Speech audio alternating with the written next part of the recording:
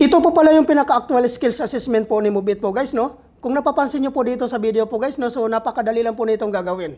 Pagmasdan nyo guys ang video na ito, so napaka-easy lang nito gagawin po guys. Pero po, take note po guys, marami din pong bumabagsak po dito sa skills assessment na ito. Bakit po sila bumabagsak?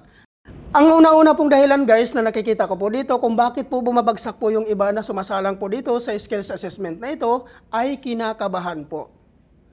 Take note po guys, iwasan po natin nakakabahan po pag once sumalang po tayo dito sa skills assessment na ito. Bakit po? Para po maiwasan po natin ang pagka-distract at pagkawala po sa focus po sa ginagawa mo po dito sa skills assessment na ito.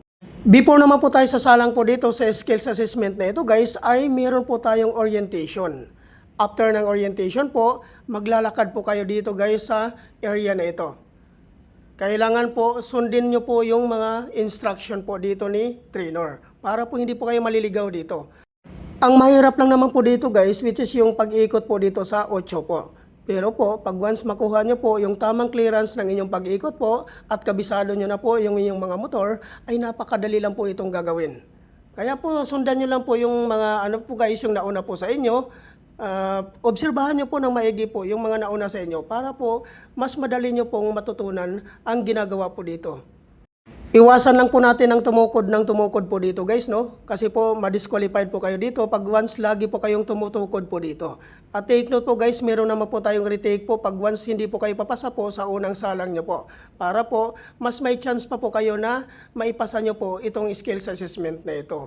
Pag once na retake na po kayo guys, kailangan po, i-observe nyo po ng maigi po yung mga nauna po sa inyo. At napakadali na lang po nito gagawin guys pag once alam nyo na po yung tamang ikot at tamang clearance po dito sa skills assessment na ito. Ito po kasi yung pinaka number 1 requirements po guys, no, bago po tayo maging isang part ng Move It Rider. So ibig sabihin nito guys, ito po yung challenge ng isang riders po na para po makapasok sa Move It po. So kailangan po natin mapasa nito. Nakikita nyo naman po dito sa actual video po guys, no. So kung napapansin nyo po, napakadali lang po nito gagawin. So ngayon po guys, after dito guys, pag once tapos na po kayo dito sa skills assessment na ito, ay kailangan naman po natin i-prepare ang mga requirements po na isasubmit naman po natin dito. Ano po ba ang mga requirements na kailangan po nating dadalhin before po tayo pumunta sa Move It Training Facility po? Ang number 1 po na requirements dito guys, which is yung professional driver's license. Number 2, motorcycle ORCR. Number 3, NBI clearance. Kung sakali naman po guys, wala po kayong NBI clearance, pwede naman po follow ang NBI clearance po natin. At regarding naman po sa mga sikanhan po na pagkabili ng kanilang mga motor, ay kailangan nyo na po magdala ng deed of sale. Kailangan po guys, naka-notarize po yun.